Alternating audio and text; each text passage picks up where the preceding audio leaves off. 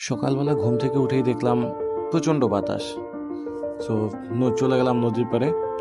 গিয়ে সেখানে হঠাৎ করে মাথা আসলো, ছোটবেলায় এই বাতাসে আমরা খেজুর পাতা দিয়ে চরকি বানাতাম। তো আমার সাথে ছিল আমার ফুফাতো ভাই শাহ আলম। আমরা মোটামুটি বেশিরভাগ সময় একসাথেই কাটাই।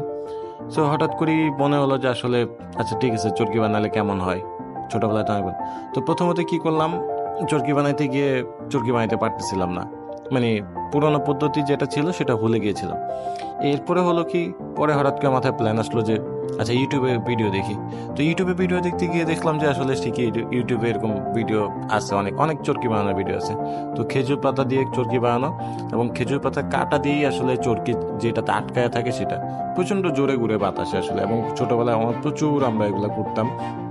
সেই সাথে সাথে আমরা ঠিক তখন ইউটিউব দেখে চরকি বানানো, তারপরে ইউটিউব দেখে কিছুক্ষণ ব্যাক পেতে হয়েছিল আসলে চরকি বানাইতে গিয়ে।